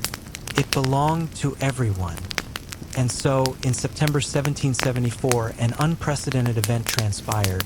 The First Continental Congress convened in Philadelphia. For the first time, delegates from 12 of the 13 colonies assembled under one roof to deliberate a unified response. Men like George Washington, Patrick Henry, John Adams, and Samuel Adams, once merely regional figures, now stood together as architects of a movement that was expanding daily. Their objective, at least officially, was not yet full independence. Most still harbored hopes for reconciliation, for a return to the former relationship of mutual respect under the British Crown. But beneath the polite discussions and meticulously worded petitions, a deeper understanding was taking root. The colonies could no longer afford to remain fragmented. At the Congress, they agreed to an extensive boycott of British goods. They pledged mutual support in the face of further British aggression, and they made it clear, any assault on one colony would be considered an assault on all. In taverns and meeting houses across the continent, ordinary people began using words that had once been whispered only in private. Unity, resistance, liberty. By forcefully suppressing Boston, Britain had imagined it would quell rebellion. Instead, it had forged the colonies into something far more formidable. A populace who, despite their disparities, were beginning to perceive themselves not as scattered provinces, but as Americans. The currents of revolution were no longer merely stirring. They were coalescing into a tempest, and it was too late for Britain to quell it. The night the tea plunged into Boston Harbor, it was not merely crates that were destroyed. It was the illusion that the American colonies could remain perpetually loyal subjects. The Boston Tea Party ignited a flame that no king, no army, no distant parliament could ever extinguish. In the ensuing months, that spark ignited throughout the colonies. What had once been protests, boycotts, and polite petitions solidified into overt resistance. Town militias commenced drilling openly. Storehouses filled with gunpowder and shot. Men who had once toasted King George III in taverns now whispered about revolution under the same roofs. Boston became an emblem of sacrifice, battered yet unyielding. The more Britain attempted to tighten its grip, the more the colonies slipped through its grasp. Every vessel that sailed past Boston's closed, silent harbor served as a constant reminder that tyranny had encountered its match in American defiance. When Parliament enacted the Intolerable Acts, they intended to make an example of Boston, to intimidate the other colonies into submission. Instead, they had created a martyr city, a rallying cry. From Georgia to New Hampshire, colonists realized that their destinies were intertwined. Resistance was no longer about tea. It concerned survival, identity, freedom. By the spring of 1775, the tension reached a critical point. Outside Boston, in the villages of Lexington and Concord, British troops dispatched to confiscate colonial armaments instead encountered armed farmers. Ordinary men prepared to defend their rights with musket fire. The initial shots of the American Revolution rang out, a direct consequence of the moment when men prioritized principle over profit and jettisoned a fortune's worth of tea into the harbor. The Boston Tea Party demonstrated to the world that revolution does not always announce itself with fanfares and banners. Sometimes it commences quietly, with a small group of resolute individuals standing in the cold, choosing defiance over fear. In discarding the tea, the colonists were not merely rejecting a tax, they were rejecting an empire. And though the path ahead would be bloody, arduous, and uncertain, one truth had become clear that night in Boston Harbor. The American colonies were no longer loyal subjects. They were something new, something formidable. They were revolutionaries, and they were just beginning. Long before the imposing pyramids of Giza, before Mesopotamian metropolises bustled with activity, before Stonehenge stood against the sky, there was Carroll. Concealed in Peru's arid coastal valleys, Carroll rose in silent grandeur nearly 5,000 years ago, then gradually faded into almost complete obscurity, swallowed by sands and forgotten by history for millennia. The world was even unaware of its existence. The Soup Valley, where Carroll once flourished, initially appears an improbable locale for civilization to blossom. The terrain is parched, desolate, the river barely a slender silver thread winding through rocks and dust. To most observers, it seemed inhospitable, a place forsaken by life. Yet it was here, amidst the desolation, that one of humanity's earliest great cities materialized. Carroll was not merely a collection of scattered dwellings or a temporary trading post. It was a meticulously planned city, extending over 150 acres, replete with pyramids, plazas, residential quarters, and ceremonial areas. It possessed scale, purpose, and foresight. a sophisticated society emerging centuries before the Egyptians began constructing their own pyramids. The people of Caral accomplished this without the wheel, without written language, without metal implements. They erected colossal structures from stone and earth with nothing but ingenuity, collective endeavor, and the raw force of human determination. Yet for thousands of years, Caral's presence remained unknown. Even when travelers happened upon the peculiar, weathered mounds strewn across the valley, they mistook them for natural formations, mere hills sculpted by desert winds. No one conceived that beneath the sand lay one of the world's oldest cities, predating even the civilizations that history books had acclaimed as the pioneers. It was not until the late 20th century that archaeologists, led by Ruth Shady, unearthed the truth. What they discovered entombed in the dust of time would necessitate a revision of the Americas narrative and compel the world to reconsider its preconceptions about civilization's genesis itself. Caral had emerged, thrived, and vanished in complete anonymity. Now, after millennia of silence, its stones are speaking once more, murmuring of a tranquil, intelligent populace who constructed a world of complexity and marvel in a land where life itself appeared improbable. And this was merely the prelude to their narrative. At first glance, the Soup Valley appears as a place where sustenance would be a struggle. Harsh gales sweep across endless expanses of sand and rock. The sun relentlessly beats down, desiccating the earth, baking the landscape into fissured, brittle expanses. Water is scarce, the river a meandering ribbon striving for survival. To the untrained eye, it is a wasteland, barren, vacant, overlooked by the deities. But Caral's inhabitants perceived something distinct. They did not see a desert, to be dreaded. They saw a canvas to be molded. They recognized the river, however humble, as the vital source of possibility. And so, with patience, inventiveness, and sheer resolve, they transformed this unforgiving environment into a flourishing haven of life and culture. Their initial triumph was agriculture. They learned to control the river's seasonal inundations, constructing rudimentary but ingenious irrigation networks that channeled water across the valley floor. Where others saw sand and dust, they cultivated green shoots of hope. Cotton, beans, squash, guava, sweet potatoes. Cotton, in particular, became their prized commodity. It was spun into fishing nets and textiles, stimulating trade with coastal communities and forging connections that extended far beyond their desert home. But cultivating crops was only one facet of their mastery. Caral's people understood that survival in the desert necessitated equilibrium. They cooperated with nature rather than opposing it.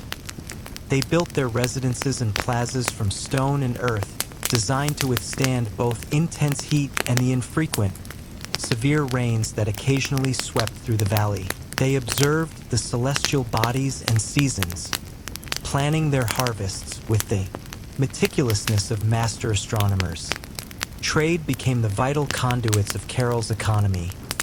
Dried fish, cotton, fruits, and handcrafted goods flowed up and down the coast.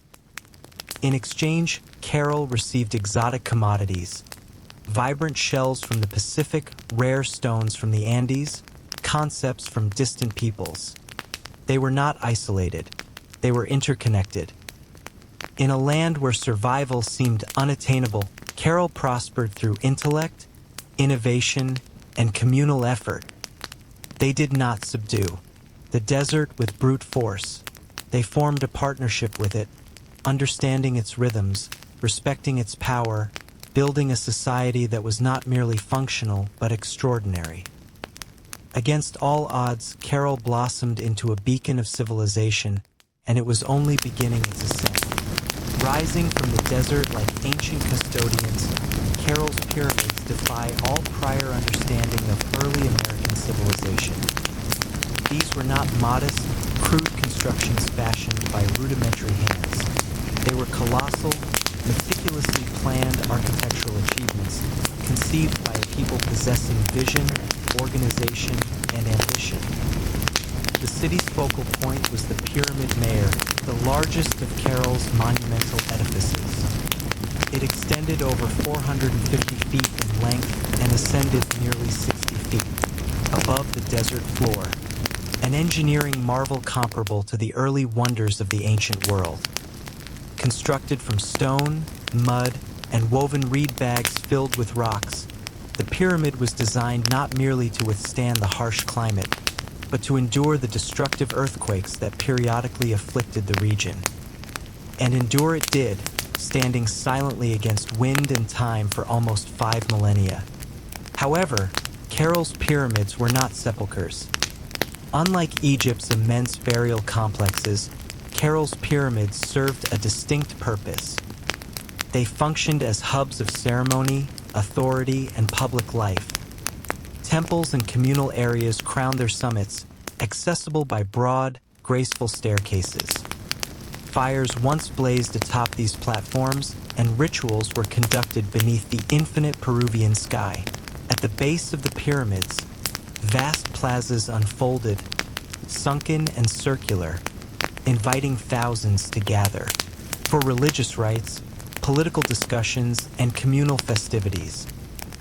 The very layout of Carroll's urban landscape suggested a society that valued community and order, a people profoundly connected to one another and to the cosmos.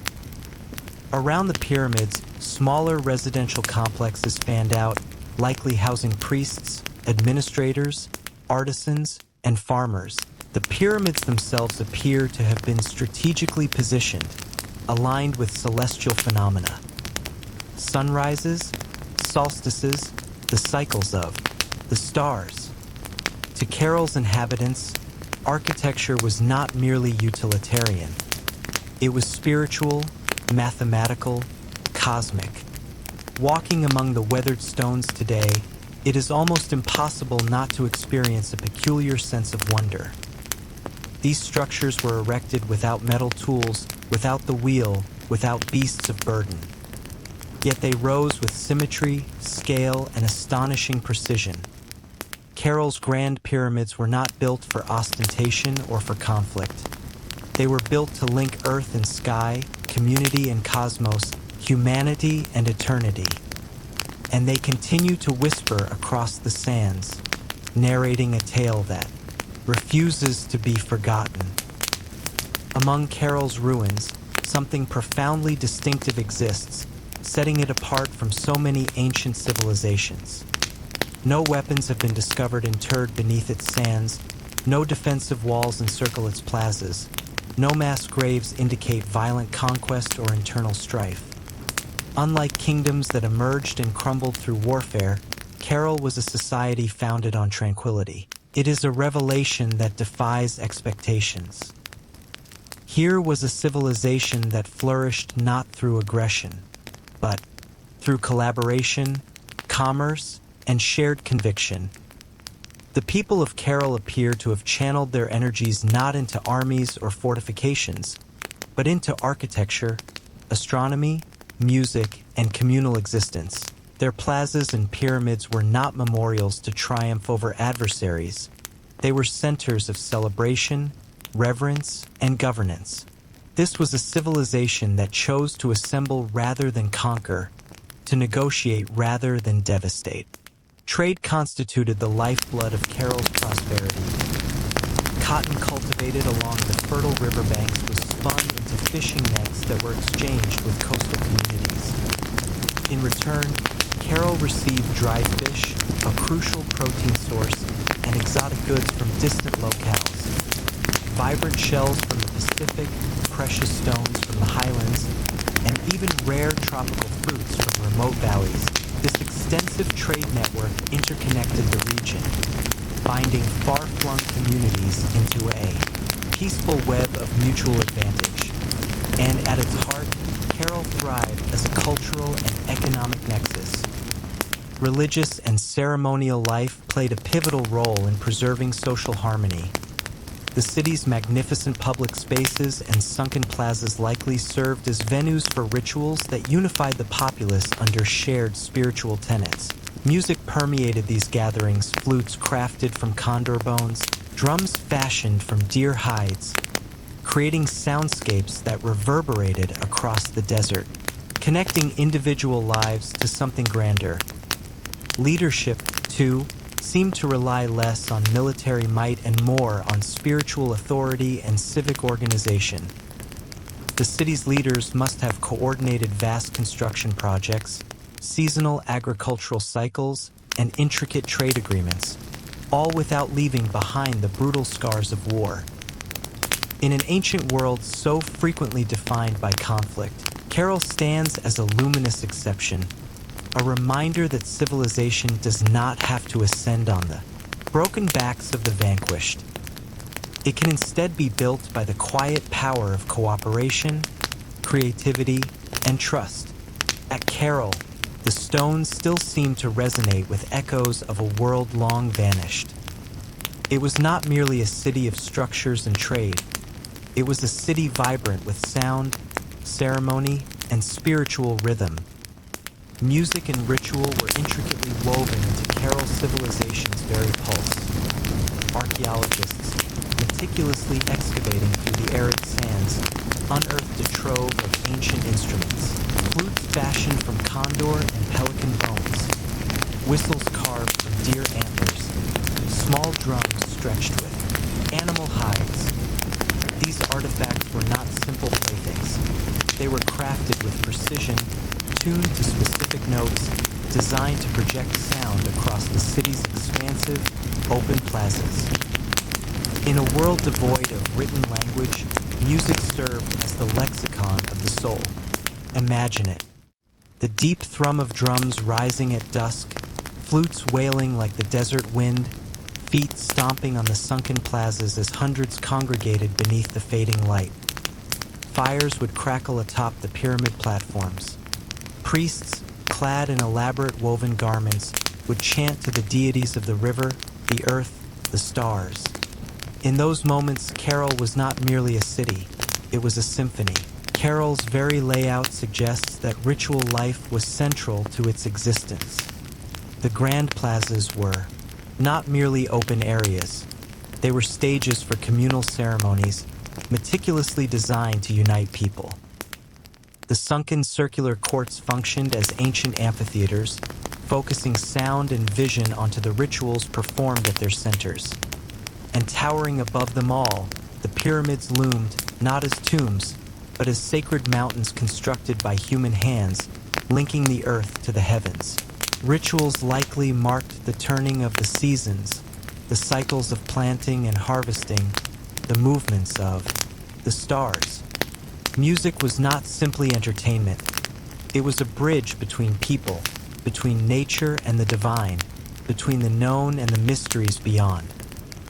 No violent murals, no terrifying deities of war, no sanguinary sacrifices.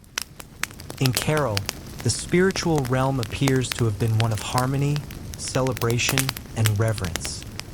Even today, when the desert wind whispers through the ruins, one can almost discern it. The faint strains of ancient music, the forgotten melodies of a people who discovered beauty, meaning, and connection in the heart of the harsh, boundless sands. Carol was not merely a place of music, trade, and ritual. It was an engineering marvel, a testament to human ingenuity in one of Earth's most formidable landscapes. Without metal tools, without the wheel, without draft animals, Carol's inhabitants shaped a city of stone and earth that has endured for nearly 5,000 years. Their accomplishments were astounding.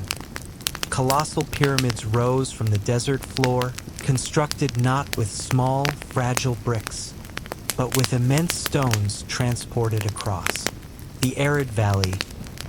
Workers conveyed rocks using reed bags, ingenious baskets strong enough to bear heavy loads, woven from the very plants that thrived along the riverbanks. Layer upon layer, they built with meticulousness, stacking stone and filling the interiors with rubble to create structures that could withstand not only time but nature's fury.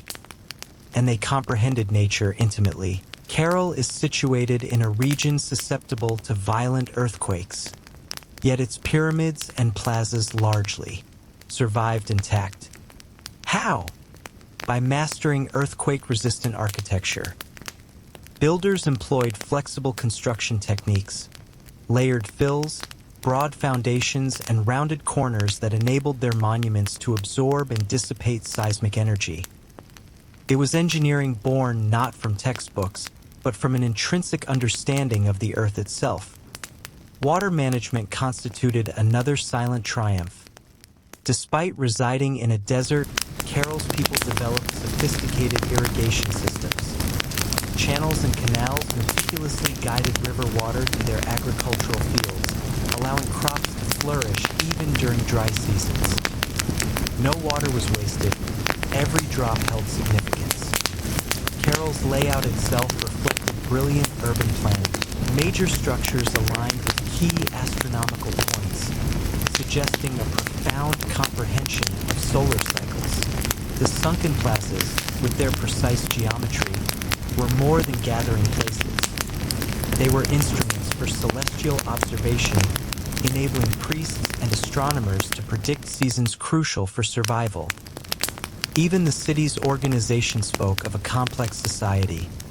Residential zones, administrative areas, ceremonial centers, all harmoniously arranged, balancing communal life with sacred spaces. They built not just for the present, but for generations. Today, as modern engineers marvel at Carroll's resilience, they are reminded that greatness is not solely measured by technology. Sometimes the deepest wisdom lies in comprehending nature's forces, in collaborating with the land, rather than opposing it. Carroll's stones have endured storms, quakes, and the erosion of time itself. They stand as a silent testament to a civilization that etched its aspirations into the desert sands.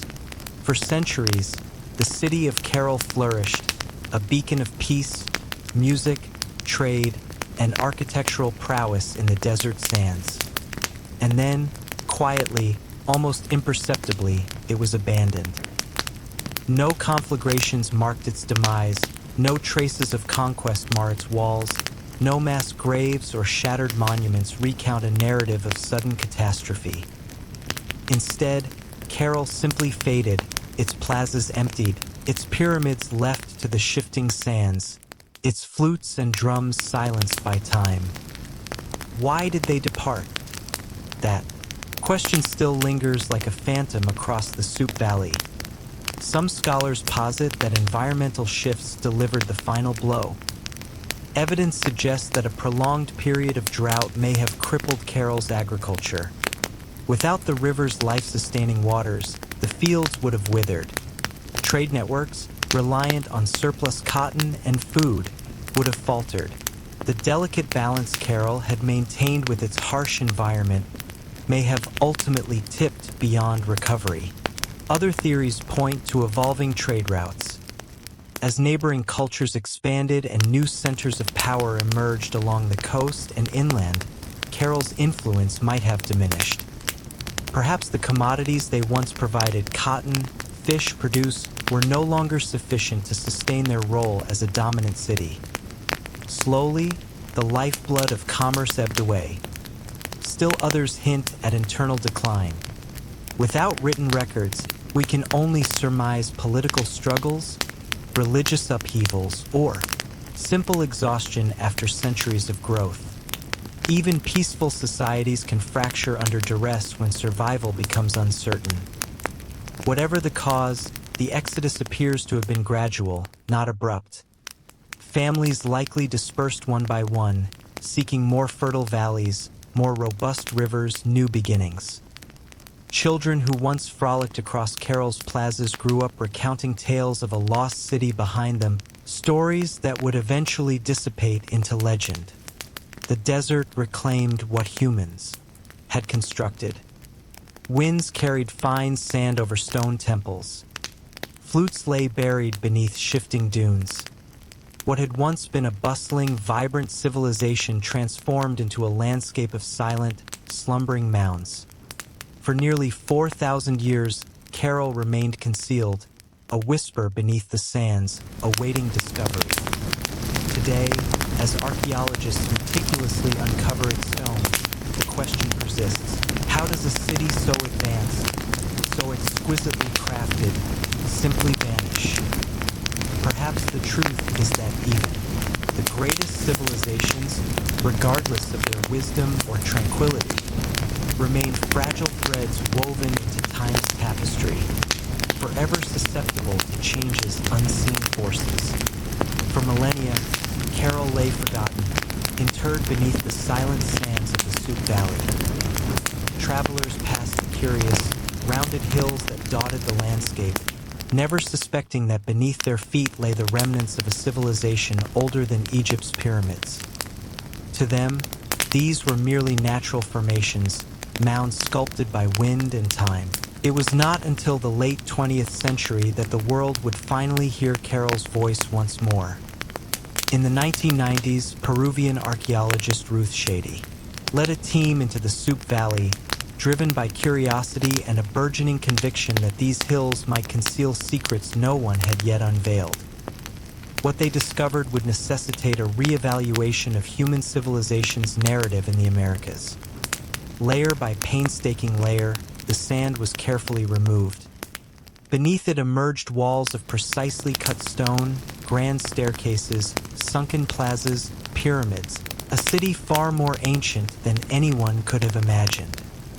Radiocarbon dating corroborated the unbelievable. Carol was over 4,600 years old, flourishing concurrently with the earliest civilizations in Mesopotamia and Egypt. It was a discovery that profoundly altered archaeological understanding. Prior to Carol, scholars believed that civilization in the Americas developed significantly later, overshadowed by the Old World's great empires. Carol fundamentally changed everything. It demonstrated that the Americas had independently given rise to monumental architecture, complex urban life, and social organization, long before the ascendance of the Incas or the Maya. Ruth Shady and her team found not merely stone and rubble, but the vestiges of life. Musical instruments, fishing nets, textiles, quipu, ancient knotted records, and even offerings presented to the deities. Each artifact narrated a story of a people who had constructed a society with vision, intellect, and profound creativity. Carol's rediscovery was more than an academic triumph. It was a revival.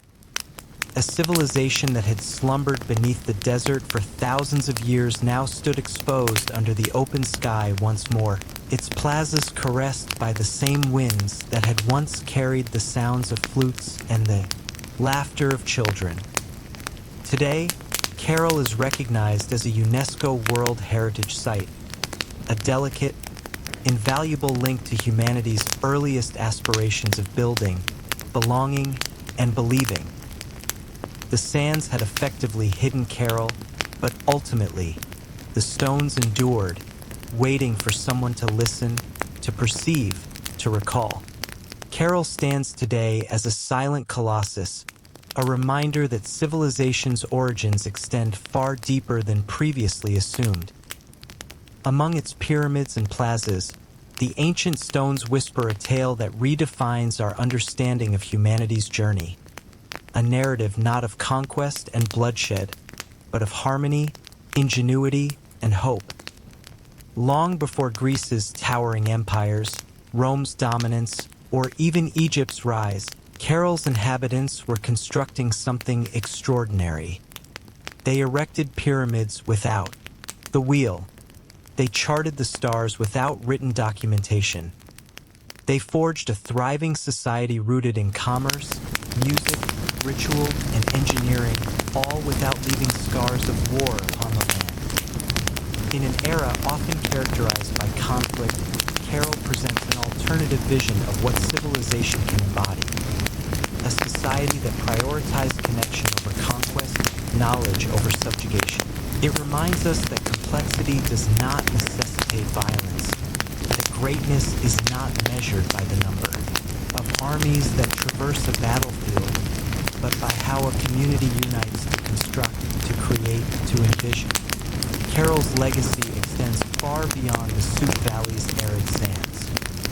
It challenges long-held assumptions that civilization originated in a single cradle, that urban life and monumental architecture belonged primarily to the Old World.